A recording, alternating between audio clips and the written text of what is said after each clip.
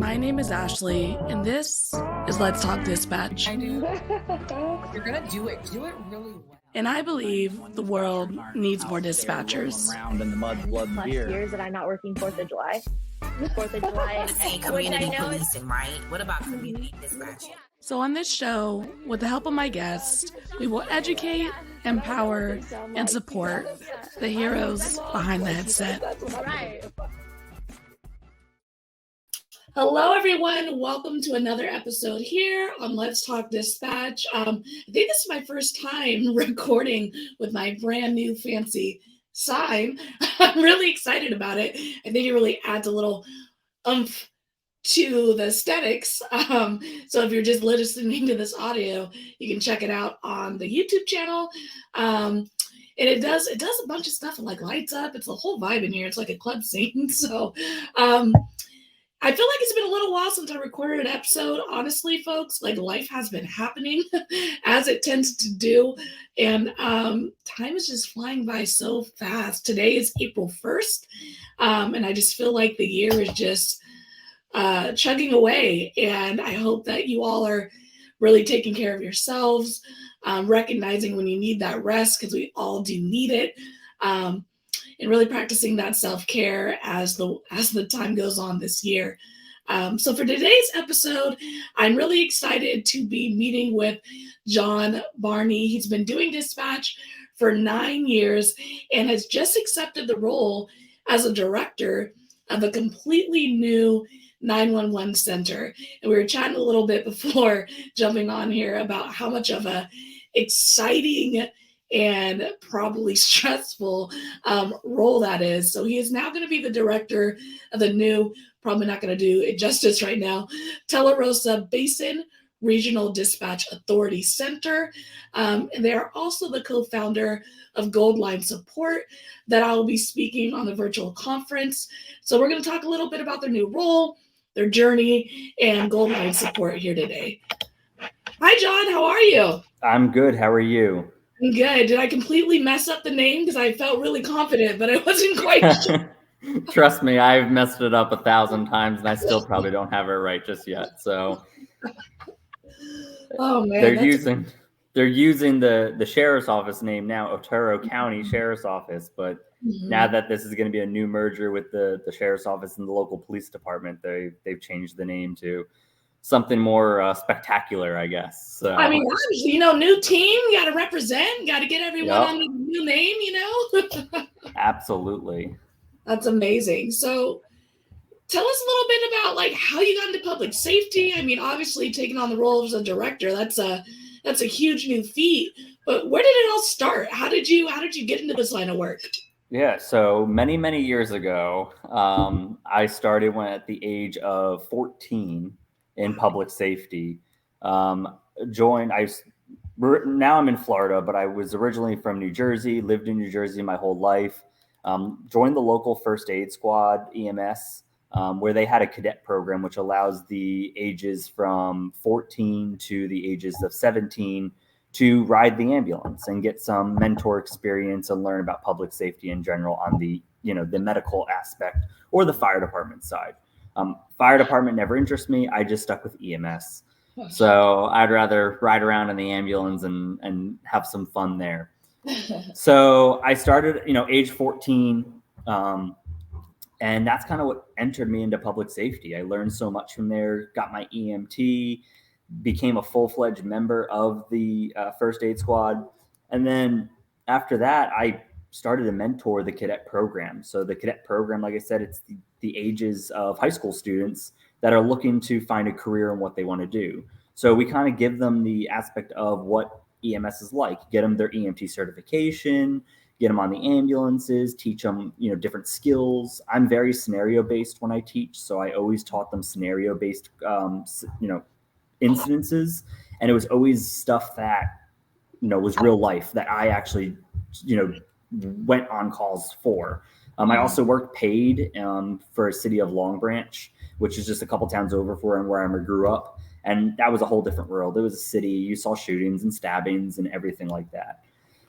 When I was paid, someone mentioned, hey, you should join a police department, see, maybe get your foot in the door, become a class 1 officer, which is like a parking meter maid or something, people like that. And I was like, I don't know if I want to do that. I kind of want to be like a paramedic in my life or a flight medic or something.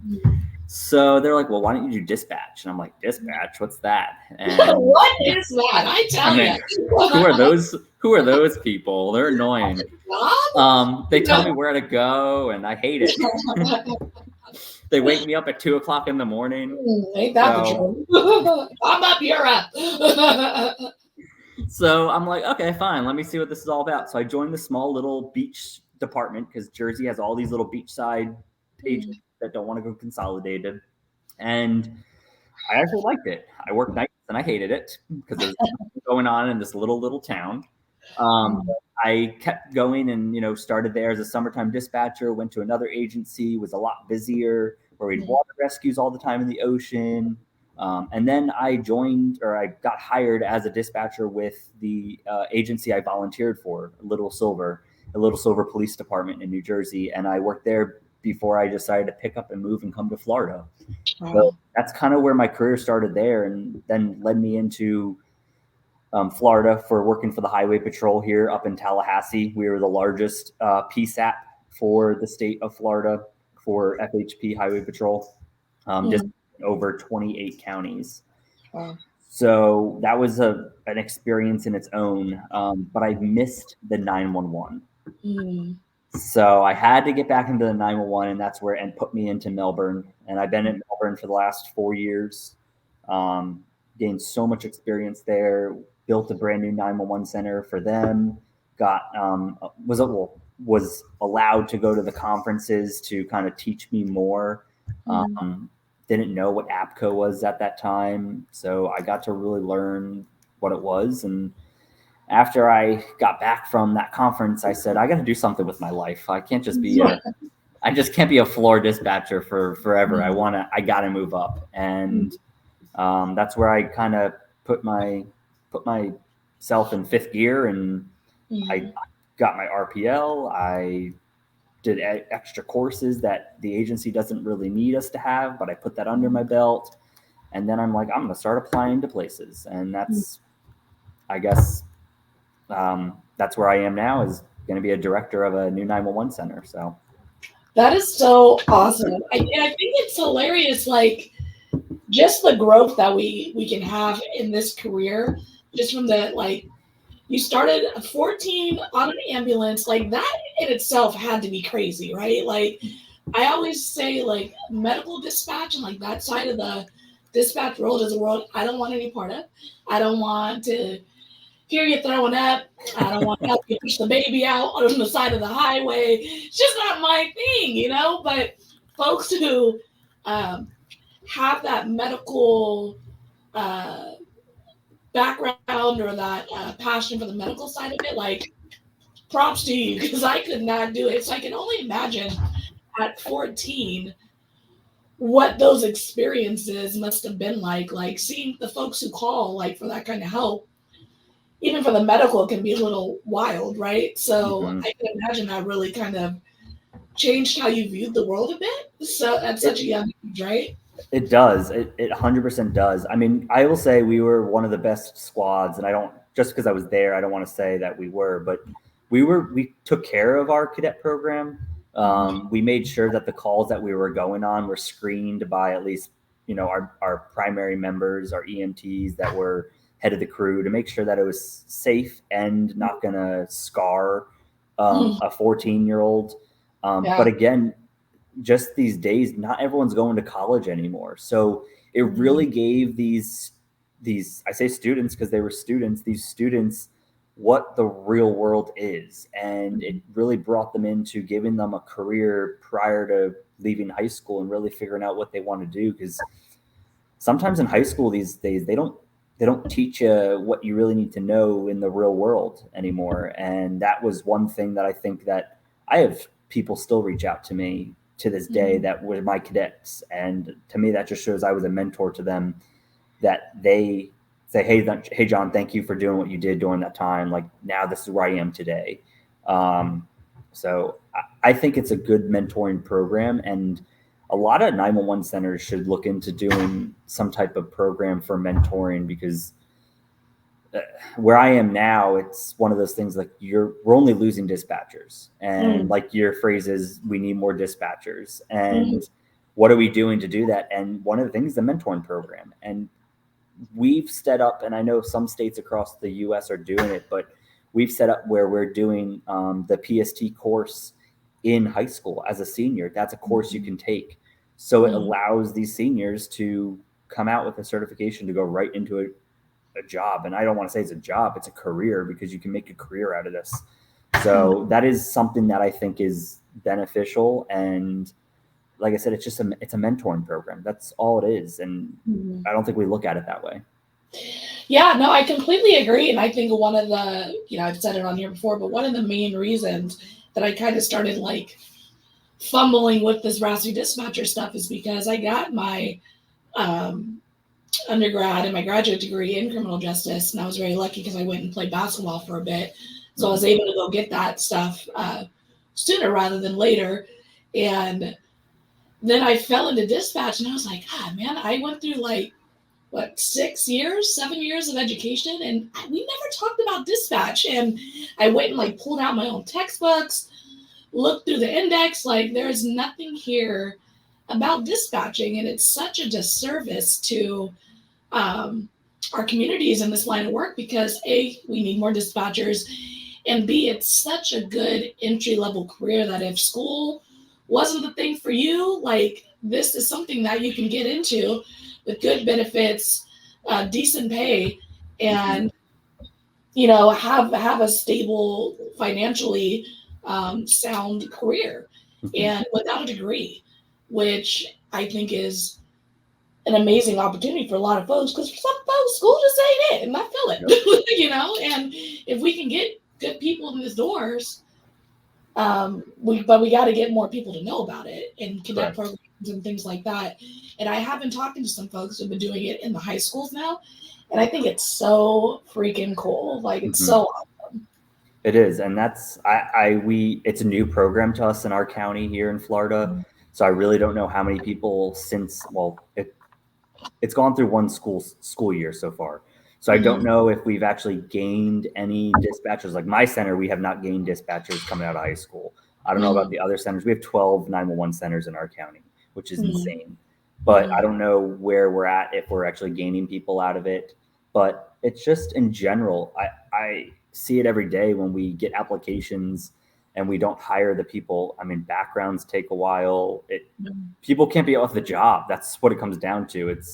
But it's the line of work that we're in, that it's just simply that we don't speed those processes up where it's a corporate where they can just hire you right on the spot and you're done with it. So, and that's one of the things that I think is a turnoff to our career. But it's also, you have to have the mind and the shield. I always say the shield, because you have to have some type of body armor for this, because we hear things, we're cursed out left and right on the phone. You just have to build build yourself up, that you can't let that get, to you too much. And that's kind of where I look at it too, is you just have to go home and just shake it all off, because what people said to you on the phone, they didn't mean it. They're hyped up. They're calling you for help, and they don't realize some things. Like I always say, I work for a police department, and they call us and it's civil, and I tell them it's civil, and they curse me out, and I'm like, well, why are you calling me? If you knew it was civil, why would you call me? I'm not a lawyer. Yeah, but that's the thing, is people in the world just don't know about it, and I think that comes down to just education from the agencies. These agencies, and I'm not talking negative about these agencies, but there are agencies out there. We just don't public educate people on what we do. And our call volume, where I was just at, our call volume, 2 months ago, we were doing about 2,500 calls a week into the center. Now we're up to 3,000 calls. Right before I left, we were up to 3,000 calls. We're up. You're all right, I'm out. You guys got this? All right. And we just made the whole center short. I mean, they're supposed to be 32 dispatchers, and they're working with 19 right now, dispatchers for their center. And, it sucks for me to leave, but I got career advancement, and I can't not take the opportunity to help them out. And it's just, it comes down to finding people. And the biggest thing I've always said is, and people may be listening that are in my county, but I've always said they just need to consolidate. And I know people don't like that word, but consolidation will help. I mean, where I'm going, there's 2 911 centers. When we merge, we're going to have 32 spots available, and we're only going to be down 6 spots after the merger. And 6 spots to me is really not that bad, because I will be promoting some people to my assistant and the training coordinator, but I could have them work the floor. So really, if you look at it, maybe 4 spots need to be filled, and 4 spots I could fill pretty easily if we have a good recruitment program. And I do agree with, like, I met with, I'm forgetting which episode it was, but someone mentioned, like, this is the only service that we don't try to come out of a job. We're not trying to advertise for us not to have any job anymore. Fire does a really good job at that, right? They like fire safety. This is like these things. So you don't call us, whereas 911 or even the police department, we don't have a lot of like active communications with the public to prevent us from having a job, air quotes, right? So like these cadet programs, these high school, classes, certification programs, all of those things contribute to educating the citizens, right? So like, even if they don't come and join dispatch as a career, they spent a semester or a, class session learning about what we do. And then when they're in the spaces with people, they're going to tell them like, no, I took a class, the education will be passed along in that sense as well. So the more community outreach we can do, the more education we can provide as dispatchers, to the folks who are calling us, the more our services are going to be used properly. Because I do think that, as you said, like a lot of folks call for the civil stuff, and there's a disconnect with understanding what our units have the ability to help you with. It's kind of like we as people want this instantaneous response, this instant like justice for the thing that hurt our feelings, to be quite honest. I had someone call recently and they were driving the wrong way. I was like, are they still there? No. Okay. Do you have a license plate? No. Know what kind of car it was? No. Okay. Why did you call me then? It's like one of those things like, well, they shouldn't have been doing that. I'm like, I hear you, but there's nothing we can do. You know what I mean? Yeah. So it's just like we are first responders. I mean, we're responsive. We're not preventative. And I know that it's kind of scary for some folks to hear. It's just like, you call us when the thing happens, or we're not really there all the time to prevent the thing from happening. Right. Unfortunately, right? Or so people just think we're like Disney, where we have a magic wand and we can just fix things. Like, oh my gosh, my wand's been broken for a while. I know. I had a lady call me from South Florida the other day, literally, I think it was one of my last days, and she's like, I was in a road rage incident yesterday, and I'm like, is there a reason you didn't call us yesterday? She's like, I didn't know what to do, and I said, okay. She's like, well, I have a tag number. Do you want it? And I'm like, no. And she's like, why not? I said, so we're not going to go to the person's house and knock on his door. They're like, well, that's what I expected you to do, is take the tag number and go to his house and see what his problem is. And I'm like, no. She's like, well, I'll be up there next weekend. So can I come to the police department and make a report? I'm like, sure. We ain't going to do anything about it, though. Come here. And she was so offended because she's like, I'm calling you guys for help and you're not going to help me. But maybe he was just having a bad day, or maybe you were on your cell phone and you swerved and that's what pissed him off. Like, I've always said, like, when I worked highway patrol, we dealt with road rage incidences all the time. Whoa. And the thing I said to all my trainees is usually the person that's calling, reference the road rage incident, is the one that started it. And every time my troopers got out there, they would call me and say, yep, John, you were right. The caller got the citation for road rage. And I'm like, oh my gosh. I tell you, every single time I had someone call me They're like, they're following me. And I was like, okay, like, you know, we get the car description. Okay, what happened?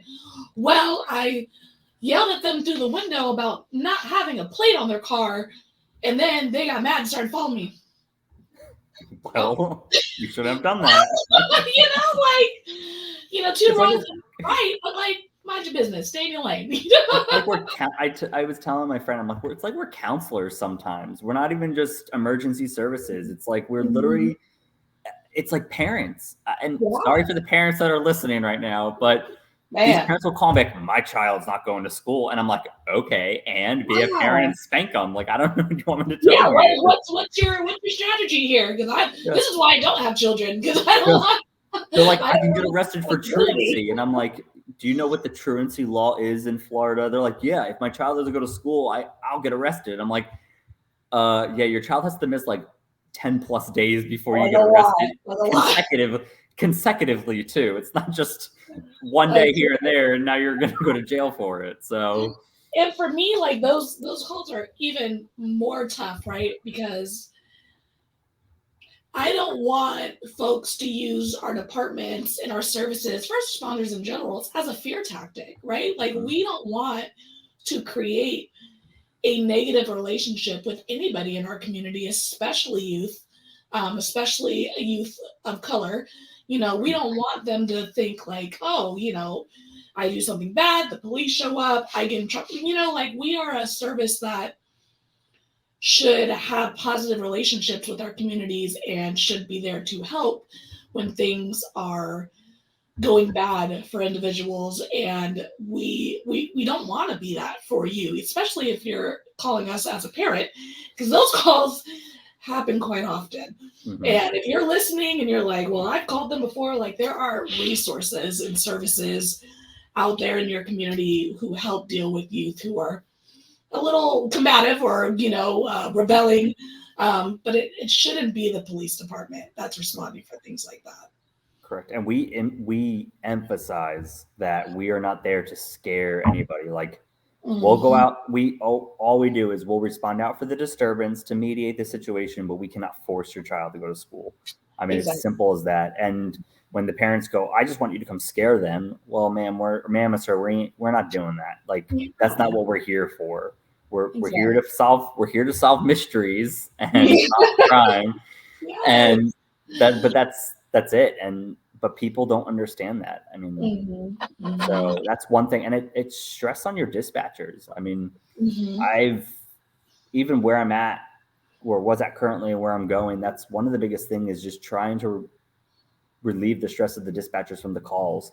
So giving them the technology that they want. I mean, I know I can't provide them everything, but I'm going to try my best to get them what they need and let them tell me what they want and be able to help them, because that's the biggest thing about our career these days. I mean, it's only getting worse. I never see it getting better.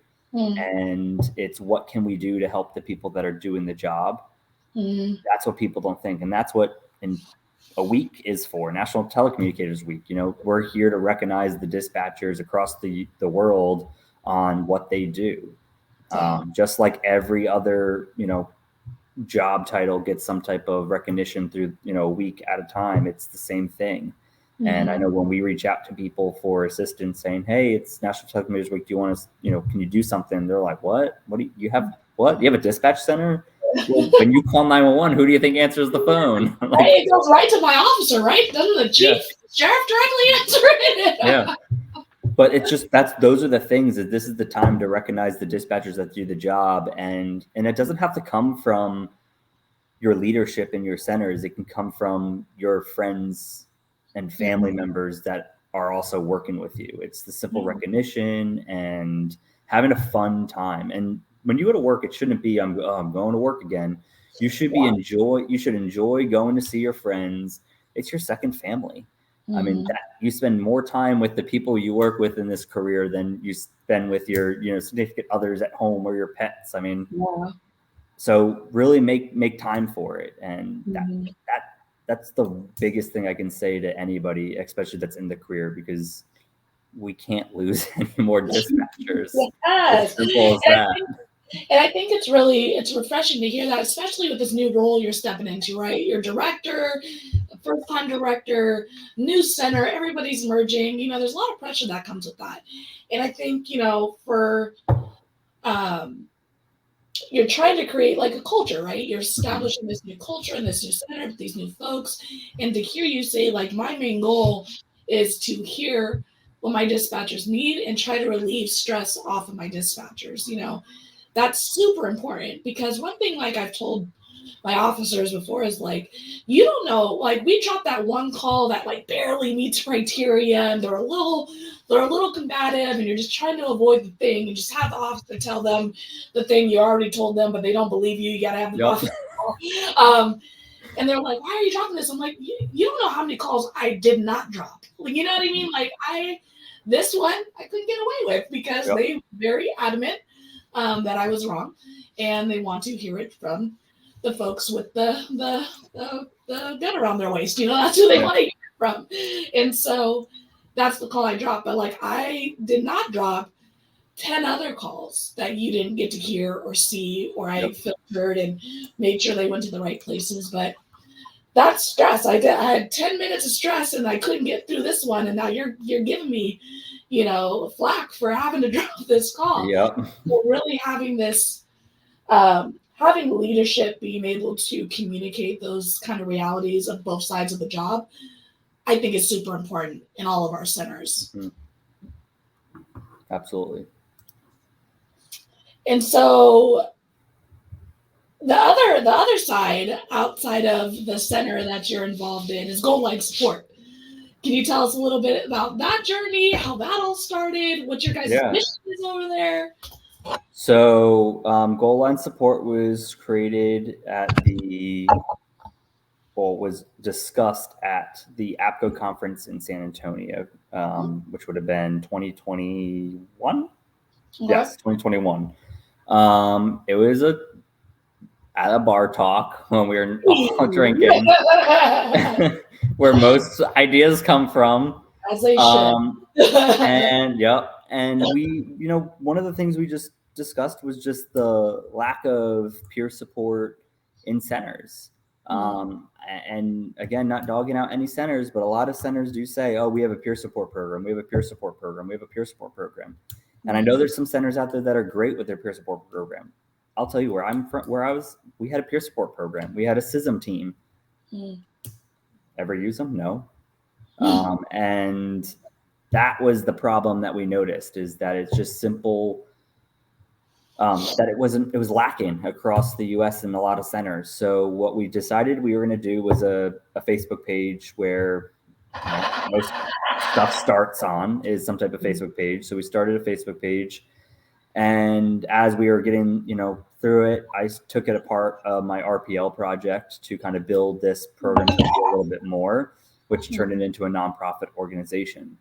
So where we are today, we're a full-fledged nonprofit. We are doing a Sunshine Dispatcher Award, which is the simple recognition of dispatchers. So if you have put in for, or have put someone in for the Sunshine Dispatcher Award, we usually send you a certificate with some stickers and merch, and we'll post it and share your story and why you're recognized by that person. We share the story of what the person is recognizing. So if you write something, which we had one here in Florida when we had the hurricane come through, they recognized one of their CTOs for doing the job and just doing it really well. And we recognized them. We simply sent them, some stuff. We gave them some cards and whatnot, and we've advertised it. And what was really cool about them is they made a whole thing out of it. Same thing with another agency on the west coast of Florida. They actually did a ceremony for it, that they brought in their chief. They brought one of their canines in. One was a fire department, one was the sheriff's office, but they actually brought people in, and they actually invited their family into dispatch and handed them the Sunshine Dispatcher Award from us. Wow. So it's really cool to see that agencies were doing that and being able to recognize it, and it's free. We send them out. We don't ask for anything besides just a photo of the person receiving the award, so we can share it with everybody else on our platforms. So that's one of the things that we're doing. You talked a little bit at the introduction of the Gold Line Conference that we're having here next month. We have, I think, 23 speakers in 2 days. So that is going to be something that is going to be fun. Again, it's free for anybody. So it's just another way of education. It's more that peer support aspect, because not everyone, when we first thought about it, was, oh, another virtual conference. What are we going to do? Well, the reason we decided to do that, I know there's other people out there that do virtual conferences. We wanted to be able to have an opportunity for dispatchers or new dispatchers that don't have the opportunity to go to a conference. So this is allowing people to sit at their desk. It's each session is going to end up being recorded. So as long as you're signed up and you miss it, you will have access to it. I had actually one of the agencies in Hawaii call us or email us, and they want to join, and they were all worried about the times. And I said, don't worry, it's going to be recorded, because I think like it starts off at like 4 o'clock in the morning for them or something like that. So we're committed. We're not that committed, you know. Yeah. But I mean, their night shifters are able to, but their day shifters wouldn't be there at work at the time. So I said, no, everything will be recorded. You know, just if you miss it, you go back to it, you'll be able to watch it again. We have a keynote speaker. We have our closing speakers, 2 closing speakers. One of our closing speakers is Officer Emery with South Carolina, one of the agencies in South Carolina. And of course, my dog is coming to bother me now, but but he's going to talk a little bit about the, oh, there she is. Oh, there you are. He's going to talk about, you know, the differences of, you know, bringing in your, on the other side, you know, other side of the headset and interacting with family a little bit. I wanted to have someone touch base on that, the stress of the job and bringing it home to family, and how we can eliminate it a little bit. So you're not always coming home and causing stress on your family also, because that stress lingers. So that is one thing that we're doing. And as you may see, we're posting a lot right now about getting some team members, peer support specialists. We have a project coming down that we want to finish at the end of the year. So we're looking for sponsors. We haven't really advertised a lot with it just yet fully, because we're just kind of keeping on the DL a little bit, because I think it's going to be a really cool opportunity for everyone. But it's something to do with peer support. And we're just looking for volunteers to help us out. And I know there's people out there that want to help out. But if you are interested, just go on our website and apply, and one of my team members will get to you. I have a dedicated person that helps with a lot of the application stuff. And even if it's simple, you just want to ask what it is or talk to us about what's going on, give us a call or shoot us an email, and we'll discuss it a little bit more with you guys. But that people are out there that want to see us grow. And we just want to be there to help with the peer support. So like, I've been watching you with your Instagrams and stuff like that. And the other one that you just posted earlier today or last night, something like that, about one of the calls you took. Yeah. So listening to that, it comes to a point is, do you have the opportunity at your own place to talk to somebody? And you don't. Not everyone has someone that they can talk to. Granted, you may have a really close friend, but do the rumors start? Yeah. So that's where our peer support project is going, if you can kind of catch on to what's going to happen after the fact. I like it. So we have that idea. We're looking to do regionalized wellness retreats. So every year we'll do a wellness retreat, and it will be in a different state in somewhere part of this country, just so everyone can have an opportunity to participate. I know North Carolina, Nina did one, and I know maybe some other states are doing it too, but we kind of want to regionalize it a little bit. Have a program that every year it's something different. So we have ideas. We're still new into the nonprofit, but that's kind of where we're at right now. And we're looking to build our team. Again, it's complete volunteers. We don't ask for you to do a lot, but we just, you may have little tasks assigned here and there, or things that you think that might be beneficial. I'm a person that says, let's try it. If it doesn't work, we'll find a different way. So if anybody has an idea of how they want to implement things, then, we're willing to take you on and try to implement stuff, what we can. And we're going to try to get back into the education. I've just been very busy myself. So it's been hard, but I know like Paige Martin, who's my other co-founder, we worked with the Kyle Plush Foundation, and we did a course with them. They did at one of their APCO conferences that they redid their presentation. So we have some things that we want to do as educational side of it. National Telecommunicators Week, we've done the challenge coins. Very cool. So if you haven't got your challenge coin, they're off the website right now, but I will have some more coming in. So the website will have them back up there because I'll probably have some extras again. We sent out our first load, and then I had to reorder more because so many people bought them. So that's awesome. Yeah. And I'll tell you, there's a corporate company out there that bought a lot of coins from us, and I'm not sure what he's doing with them, but that it just shows that people respect our mission and what we're doing. So we are getting there, and we'll have we'll get our mission and what we want to do done hopefully towards the end of the year. It's just, again, I'm walking into a position that's going to be crazy myself, so I got to find the time to work on gold line support stuff, but also work on my new job, and that's going to take some time. Yeah, and I think that's what I really find joy in, finding all these different agencies and different nonprofits and different, even just like Instagram page. That's kind of like what mine started out, just like an Instagram handle. And then it slowly just turns into these other things and these other ways of connecting with the community and providing training. And I mean, I love the virtual trainings, because like you said, like everyone's operating at a deficit in most of our comm centers. And the idea of like giving someone time off, covering their shift so they can go to a conference is tough for a lot of centers to fathom.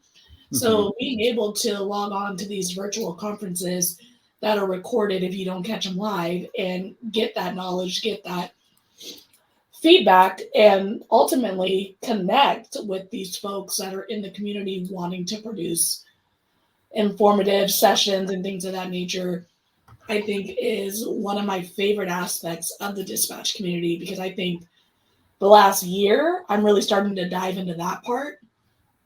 Dispatch went to my first APCO conference last year, and I know like there's a lot of dispatchers who don't know about that side of the dispatch world. You know what I mean? Like, I think about it when I post on my social media and stuff like that. Like, I had to get over like, oh, I'm over posting, I'm doing, this or that, because you're always reaching someone new. Correct. And I think that's kind of the aspect with the virtual conferences is like, well, like another virtual like, no, like you're reaching someone new who didn't get this information, who wants it. So the fact that you guys are offering volunteer opportunities, the virtual conference, even like the challenge coins, these ways of folks to identify with the community that we're dispatching in and learn from the community, I think is amazing. Yeah. And I mean, I could say like when I first got into this, and I knew nobody, no one I did not know. And going to the first conference, I met so many people. And I still talk to them to this day, Snapchat them, see them on Instagram and Facebook, or, most people will start adding dispatchers on Facebook. Have no idea who these people are across the US, but it's actually awesome to meet these people in person. And then, that was my San Antonio. And then I was meeting more people. And then I get to APCO in California this year, or I guess it would have been last year. But I get to California. I'm surprised I didn't see you, but there's so many people there. I mean, there's thousands and thousands of dispatchers. I met more people, and I mean, some industry workers, people that are in the corporate world that I talk to now. I had no idea who these people were. Now I'm created friends with them, and so, and of course, they're like, "Hey, you going to next year's conference?" And I'm like, "That's my plan." So, but you kind of create a different type of friendship. And then getting into Gold Line support and creating these volunteer opportunities. These are new people that I've never met. And we have conversations every day now through Gold Line support stuff. And you create different bonds between everybody. And it really, you don't realize how many dispatchers are in the world or how many people are out there that want to help. And that's kind of where we're going towards, is we're here to help others. And that's where this project is going towards. Hopefully that will be finished at the end of the year if everything plans out properly. That's so awesome. And we'll include all the Gold Line support links and info in the post, in the episode post, for folks to go find some more information on and connect with you if they're interested in those volunteer opportunities, as well as to sign up to participate in the conference. So as we start to wrap things up and bring everything to a close, the question I ask everybody, what advice would you give someone who is considering a career in dispatch? So I just always say, remember, it's not just a job, it's a career. I had opportunities that I wanted to leave this dispatch centers and go somewhere else, but there's always an opportunity to advance in the career. Don't listen to people saying you have to stick it out at one agency. You may have to move around, even to different states. Because I went from New Jersey to Florida and now out to New Mexico.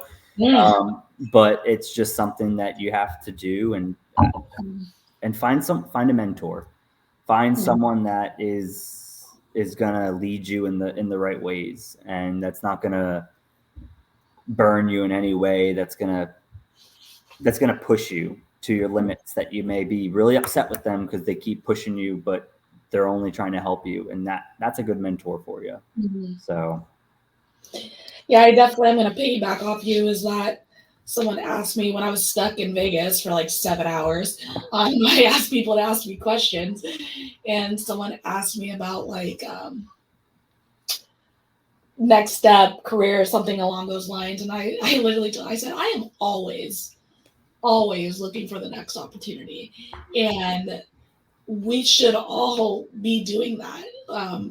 This idea that we have to stay at a center for 30 years or, it's just doesn't happen that way anymore. The world of careers has evolved and changed. So I definitely encourage folks to look for those new opportunities at new centers, at new organizations in private sector.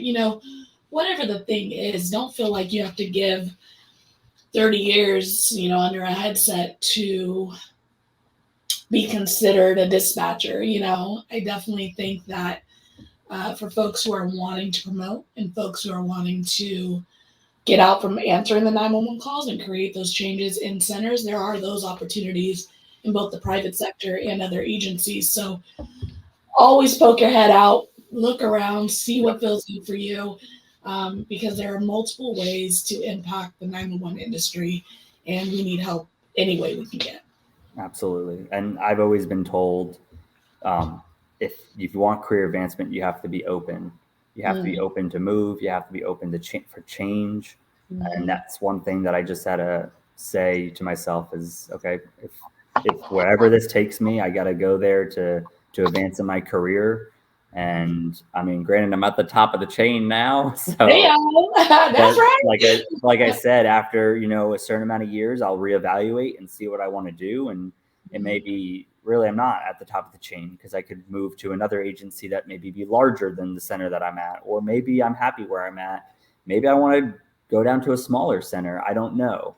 And those are things that I may have to do. And then who knows where this is going to take me? It could take me out into the corporate world eventually. I'm still young. I'm only 26. So I got a long time ahead of me. And that's kind of the way I look at it. But 100% just, there's not a lot of advancement in dispatch centers. It's one of those positions that people get in it and they stay there forever until they retire. So that's why I would say you have to be open to moving, especially if you want the career advancement in our job. And that's public safety in general. That's not just dispatch. That is public safety in general. Mm-hmm. And I know that's scary. As someone who just lateral, it is a pain. But again, take a look at what you want. As John said, reevaluate, see what's important to you. It makes your heart sing. And don't be afraid to take those opportunities outside your centers as well. Absolutely. Well, John, thank you so much for jumping on here with me. An awesome conversation, per usual. And I'm really excited for the virtual conference. It is going to be my first one, so I'm like really nervous, really excited. I'm sure you'll do great. You got Casey with you, so I you know. guys will do awesome. It's really cheating, and I am okay with it. We're going to tag team that up. And, if I fuck up, just blame them. It's their fault.